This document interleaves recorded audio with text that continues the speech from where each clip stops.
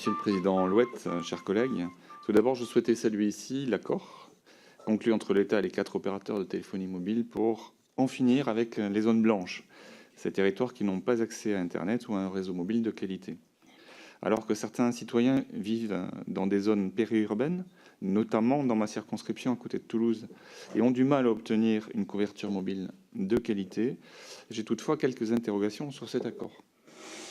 En effet, il prévoit qu'en 3 ans, autant de zones soient traitées que l'ensemble des programmes gouvernementaux depuis 15 ans, puisque chaque opérateur devra fournir 5000 installations supplémentaires.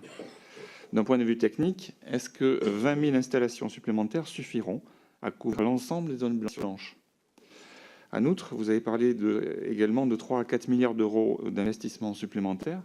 Est-ce que cette somme suffira pour couvrir de tels efforts de déploiement?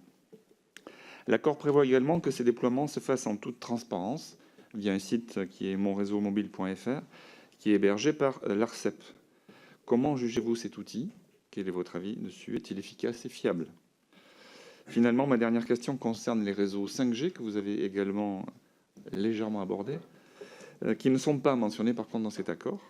Ces réseaux de télécom de 5e génération n'en sont certes qu'à leur début, mais il semble d'ores et déjà crucial que la France et l'Union européenne soient à l'avant-garde à la vue de l'essor de nouveaux services et des applications innovantes, par exemple dans les domaines de la conduite automatisée, de la livraison par drone, de l'e-santé, ou encore de la réalité virtuelle pour certains types de collaboration professionnelle.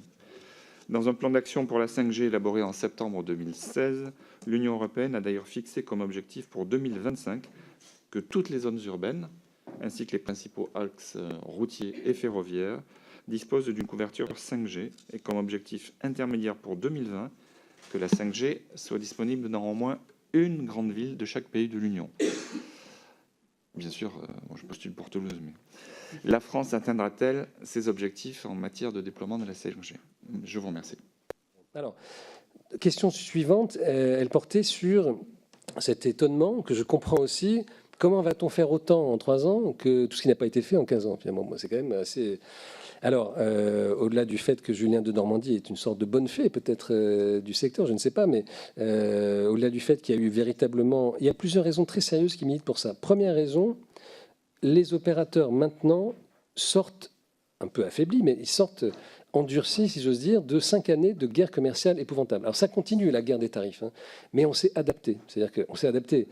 Je vais dire ça, j'espère que ça ne choquera personne, mais des entreprises de la fédération se sont adaptées comme elles ont pu. C'est-à-dire que Bouygues a fait des plans de départ, Altis, SFR en fait et en a mené aussi. Tout le monde est plus, je veux dire, léger, si j'ose dire, endurci. Enfin bon, on a beaucoup souffert, donc on est adapté. Maintenant, on a une capacité accrue à investir. Donc ça, c'est déjà une première situation. Dans les dernières années, on a maintenu l'investissement alors qu'on souffrait terriblement d'un point de vue chiffre d'affaires et commercial. Donc il y a un moment dans l'industrie où on peut embrasser ce genre de défis nouveaux. Deuxième chose aussi, il n'y a pas de mystère, on vient de le dire, on a décalé en termes de trésorerie et de sortie de trésorerie, ce qui était prévu, c'est-à-dire de répondre dans des enchères. Et on sait qu'à chaque fois, quand il y a des enchères comme celle-là, les opérateurs se ruent sur les fréquences et on paie, c'est par milliard, pour avoir la 800, la 900, les différentes. Bon. Donc cet argent-là ne sera pas consacré à acheter provisoirement des autorisations d'utiliser des fréquences, mais à faire de la couverture. Donc c'est ça le cœur de la chose. On a dégagé collectivement une capacité à investir et on l'a fléchée. Cette capacité, elle est fléchée vers la couverture et vers la résorption des zones blanches, grises et des zones de mauvaise couverture pour faire de la bonne couverture. Donc ça, c'est vraiment pour moi un moment aussi important qui explique qu'on va pouvoir en faire plus. Et puis je pense qu'il faut le dire de façon générale, il y a eu une prise de conscience globale qu'il était extrêmement temps, collectivement, aussi bien pour les opérateurs, parce que sinon leur réputation allait en souffrir encore plus qu'elle n'est déjà parfois ici ou là égratignée, mais pour le gouvernement, s'il voulait rester le gouvernement et s'il voulait que nos concitoyens soient enfin satisfaits, qu'il fallait vraiment mettre le paquet. Donc c'est ça qui s'est fait, c'est pour ça qu'il y a aussi toutes ces contreparties.